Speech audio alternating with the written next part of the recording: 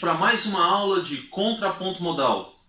E hoje a gente vai falar um pouco sobre as regras estruturais, tá?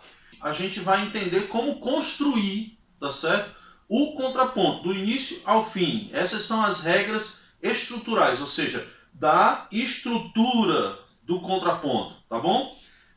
Então são regras muito específicas para quando você vai realmente realizar um contraponto, tá? As outras eram regras bem gerais, assim, específicas para coisas como, por exemplo, consonância ou como tratar dissonância e tal. Aqui é muito mais a relação geral do contraponto, tá? Então, pensando no contraponto como um todo, nós temos as seguintes regras estruturais. A primeira coisa que você precisa entender, quando você vai construir um contraponto, a duas vozes principalmente, tá?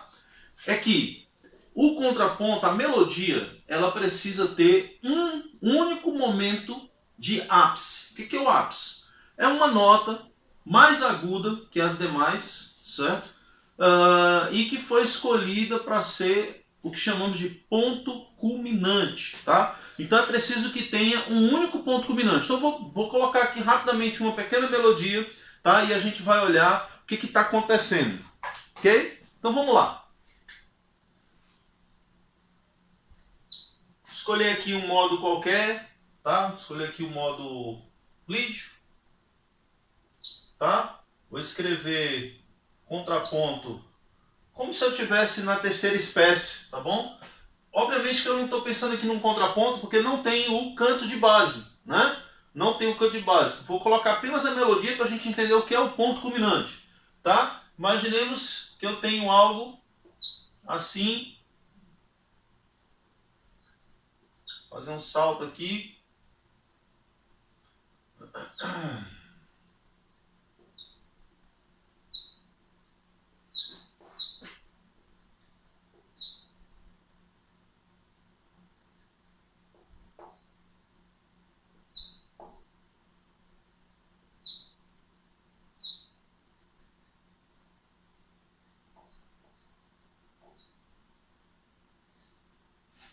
Tá? E aí finalizou lá naquele Fá. Começa no Fá, termina no Fá, etc. Tá? O que nós temos aqui nessa linha melódica? Linha melódica simples, linha melódica básica. Tá?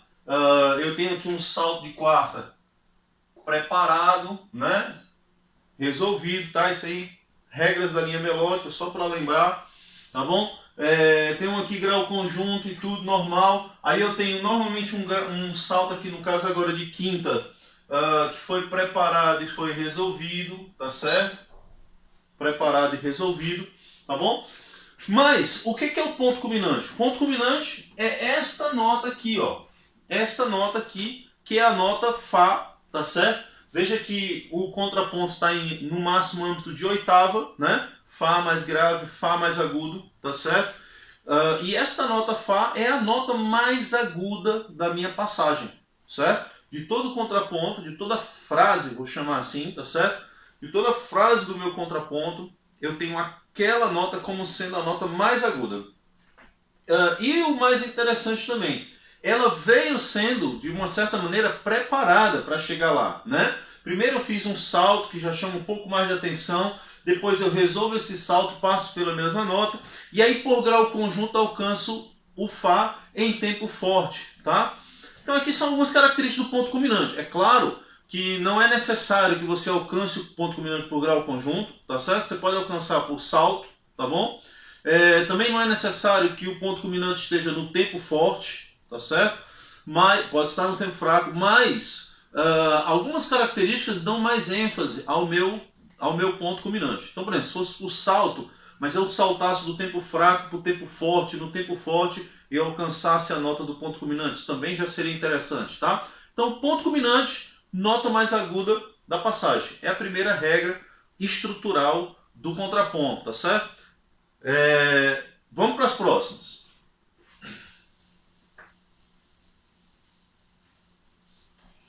Como regra estrutural também, nós temos a regra do primeiro compasso e a regra do último compasso, tá certo? Do primeiro compasso e do último compasso. Então, como regra do primeiro compasso, deixa eu tirar essa barra dupla, como regra do primeiro compasso do contraponto, certo?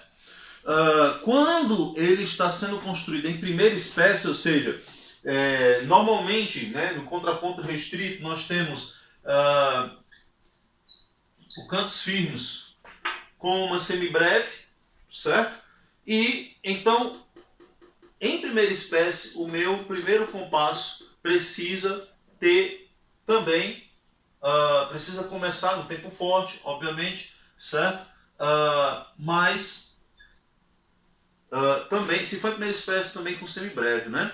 Mas se for em outras espécies, né, que aí você já vai ter uma contra duas, uma contra três, etc., você tem a possibilidade de aqui no primeiro tempo, tá certo?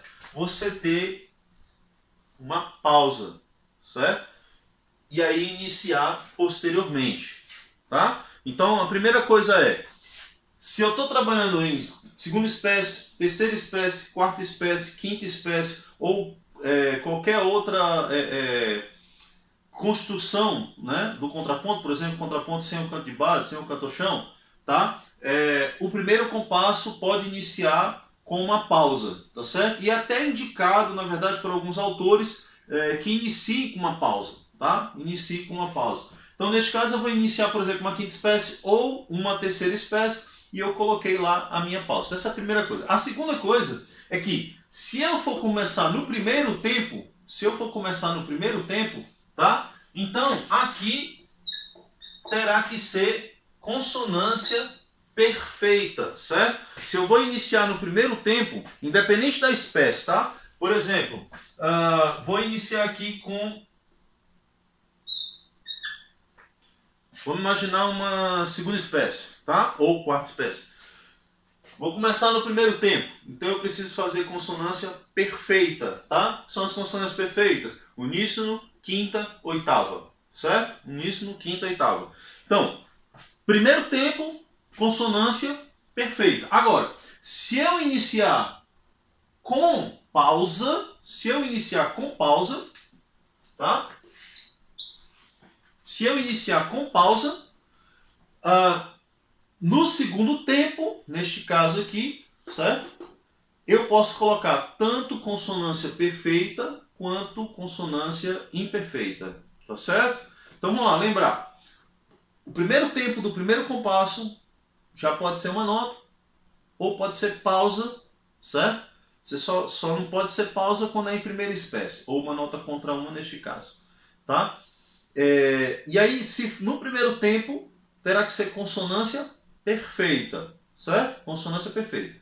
Se tiver pausa no primeiro tempo, a nota que se segue, ou seja, a primeira nota do contraponto pode estar no segundo tempo, ou neste caso, segundo tempo, tá? Aliás, o segundo tempo você vai poder colocar uma consonância imperfeita. Então, consonância perfeita ou imperfeita, tá certo? Só não pode dissonância no segundo tempo, só não pode dissonância, tá? Neste caso aqui, porque é no primeiro compasso, ok? O que mais no primeiro compasso? Bom, acho que o primeiro compasso é isso. São as regras básicas, né, gente? Depois a gente vai trabalhar três vozes, sem canto-chão, aí a gente vai vendo outras coisas. Agora, o último compasso do meu contraponto. Vou colocar aqui barra dupla agora, último compasso, tá? Fechar aqui. Então, veja, estava utilizando lá o contraponto no modo dórico, né? Modo dórico, certo? Contraponto no modo dórico. Então tá aqui a última nota do meu contraponto no modo dórico, certo? Porque precisa terminar em finalis. Então, a minha última nota do meu contraponto, né, o último compasso, terá que ser preenchida por semibreve, tá? Então eu não posso colocar aqui duas cocheias, aliás, duas semínimas ou mínimas, tá certo? Eu não posso colocar mínima nem semínima, nada disso. Eu tenho que preencher com semibreve. Na verdade, a gente vai trabalhar sempre o nosso canto-chão em semibreve, mas em alguns casos o canto-chão pode vir em mínimas, né? Então, assim, o último compasso deve ser preenchido pela unidade de compasso. Essa seria a regra mais redondinha para a gente entender. O último compasso tem que ser preenchido pela unidade de compasso. Ou melhor, o último compasso tem que conter apenas uma nota. Uma nota. O último compasso, uma nota. Tá certo? Preenchendo todo o compasso, ok? Então, agora, em relação aos intervalos. Em relação aos intervalos, aqui, para contrapontar duas vozes, só pode conter consonância perfeita, tá certo? Há duas vozes, só pode conter consonância perfeita, ok? Consonância perfeita. E neste caso aqui, teria que ser, por exemplo, ou uníssono, tá? Ou a quinta, ok? Ou a oitava, certo?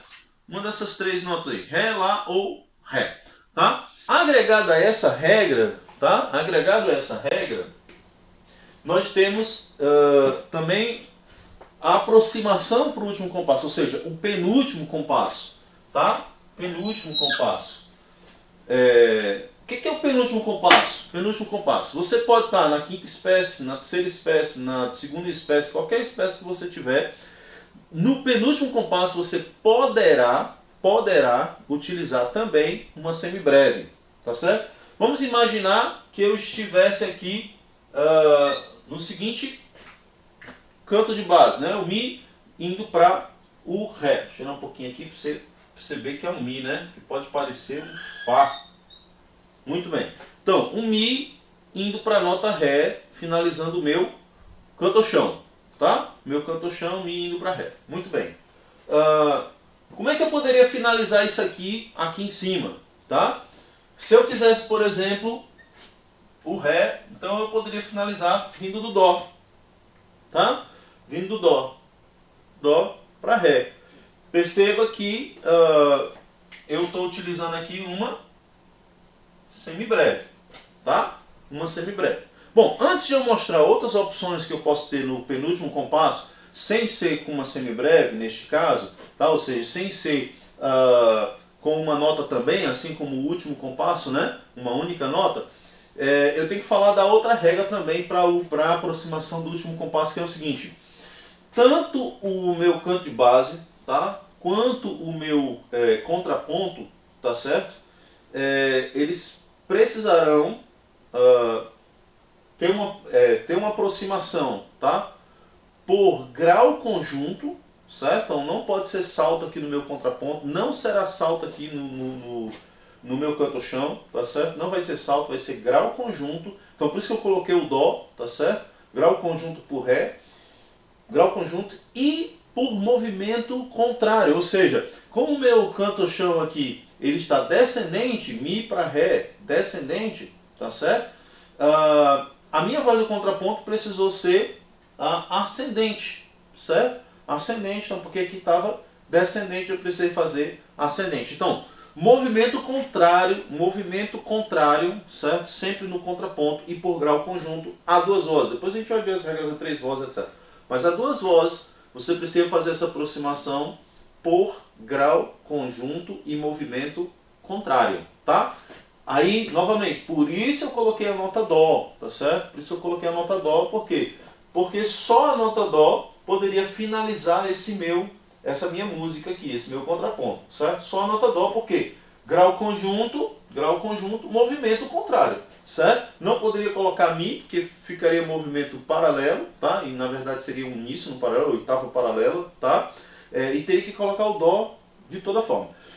Por isso a questão assim, quando eu chego no penúltimo compasso, basicamente já está finalizado o meu contraponto. Por quê? Porque eu posso utilizar uma figura de um tempo inteiro, um compasso inteiro, né? Faço por movimento contrário e já finalizei. Quer dizer, quando eu olho para o meu canto-chão, eu já posso definir o meu final, certo? Olhando para o meu canto-chão, eu já posso definir o meu final tranquilamente. Vamos ver como é que eu poderia fazer isso sem utilizar esse Dó-Ré. Claro, lembre que o último intervalo pode ser oitava, quinta, uníssono, etc. Tá? Então, olhando para cá, veja só, eu não poderia utilizar, por exemplo, se eu tivesse na voz superior, né? Se eu tivesse na voz superior, quer dizer, isso aqui teria que ser mais aguda do que essa aqui, tá certo? Eu não poderia utilizar a finalização assim. Por quê? Porque tem uma outra regra dizendo que eu não posso cruzar as vozes, tá? Então, se eu tenho aqui uma voz superior que tem que ser mais aguda, eu não posso utilizar esse Dó, tá? Porque esse Dó, obviamente, está mais grave do que este Mi, tá? E aí eu cruzei as vozes, eu fiz essa voz que está no contraponto cantar mais grave do que esta aqui, tá certo? Então, cruzamento de vozes também é outra regra estrutural. Não é possível cruzamento de vozes ao longo do contraponto, nem no final, etc. Não pode. O único momento que você vai poder cruzar as vozes é na terceira espécie, tá? E tem que ser muito, muito raramente também você vai poder cruzar as vozes, tá bom? Raramente você vai poder cruzar as vozes. Nesse caso eu não poderia de forma nenhuma. Então, esse tipo de finalização eu não posso realizar. Bom, obviamente eu não poderia realizar Mi e Ré, porque ficaria igual Mi e Ré, seria uníssono paralelo, né? Mas eu poderia chegar aqui no meu Lá, né? No meu Lá.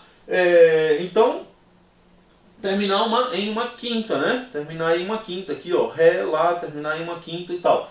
E para terminar em uma quinta, neste caso por movimento contrário, né? Eu poderia utilizar a nota Sol, né? A nota Sol, e aí eu teria como realizar a aproximação por grau conjunto, movimento contrário, tudo direitinho. E esse intervalo aqui não ficaria errado. Por quê? Porque esse intervalo seria uma terça e aqui uma quinta, então estaria correto. Tá certo? Estaria correto, eu posso utilizar a terça para finalizar o meu contraponto, tá bom?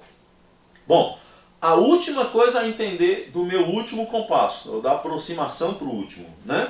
Última coisa a entender, eu vou voltar para aquela história lá do Dó, tá bom? Em alguns modos, certo? Em alguns modos, você vai poder alterar o sétimo grau, certo? Ascendentemente, de modo a criar a sensível, tá? Aquele intervalo de sensível que a gente conhece. Por que isso é possível, né? No contraponto modal aqui? Por quê? Porque estamos falando do contraponto modal renascentista, tá? Renascentista, ok? Da Ars Nouveau, né? Que a gente conhece como arte nova ou música nova, etc. e tal, do Renascimento, né? Do Renascimento. Que aí você já tem ali a aproximação, a conexão com o sistema tonal, tá certo? Então, eu posso utilizar aqui a minha sensível, tá certo? Porque ela já soa, para aquela época, o Renascimento, ela já soa interessante. Agora, é a sensível, gente. Então, para quem não conhece a sensível, né? Toda escala, seja modo, seja tonalidade, maior, menor, etc., né?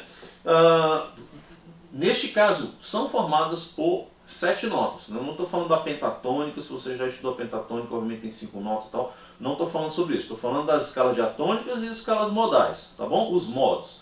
São formados por 7 notas. A sétima nota, seja das tonalidades, maior ou menor, ou seja dos modos, tá certo? O sétimo grau pode ser chamado de sensível.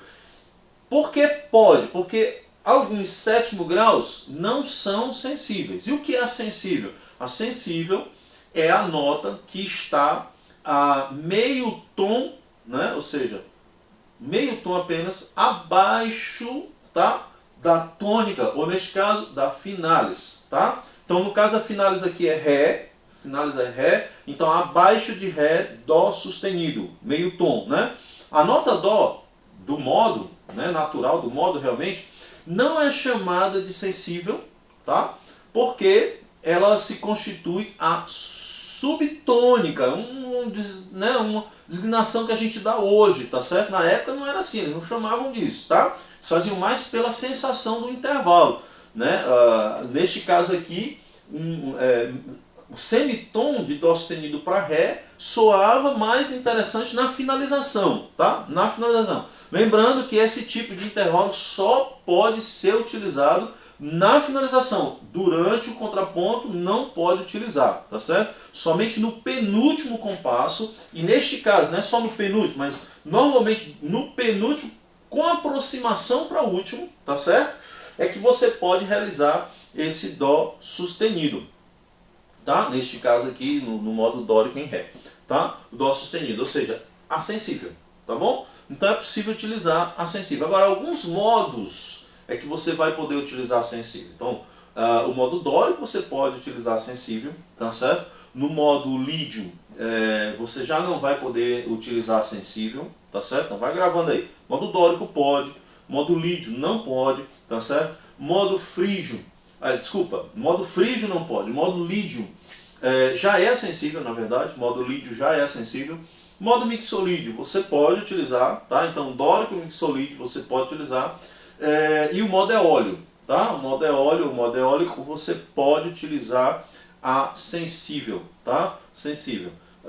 Modo eólio a gente ainda não falou a respeito dele, tá? Depois a gente vai falar. Mas lembrando, o modo frígio e o modo lídio você não tem como alterar, tá certo? Porque no modo frígio você vai criar um intervalo dissonante se você alterar o sétimo grau, tá? E no modo lídio o sétimo grau já é sensível, tá? Então não precisa alterar porque já é sensível, tá bom? Então grava isso para os nossos 4 modos que a gente estudou, o modo dórico e o modo mixolídio, você vai poder alterar o sétimo grau, tá certo? Depois a gente vai estudar o outro modo que é o modo eólio, tá? Mais para frente, tá bom? E esse também vai poder ser alterado. Então é isso, gente. O último compasso você aproxima por grau conjunto, tá certo? Pode utilizar sensível. Tem que ser por movimento contrário ao meu canto-chão, tá certo? Movimento contrário. Eu posso utilizar a unidade de compasso, nesse caso uma única nota, né? Como também posso fazer um ritmo, né? Então vou colocar aqui um ritmo, por exemplo, né? Na minha aproximação aqui, vou utilizar aqui o meu sustenido, tá? E imaginemos que eu esteja saindo aí dessa oitava, tá? Então aqui eu tenho oitava, vou para a sexta e depois caio numa oitava. Não tá legal, tá certo? Não tá muito legal porque eu tenho 2 oitavas aqui, ó. A gente viu que isso não é bom, né? Mas eu posso facilmente resolver isso colocando a oitava como vindo aqui de uma décima, né? Vindo aqui de uma décima, tá? Enfim, também não vai estar bom, mas enfim, um ritmo, né? Se resolva esse processo aí, tá? De repente vindo aqui do meu si. Agora acho que está melhor.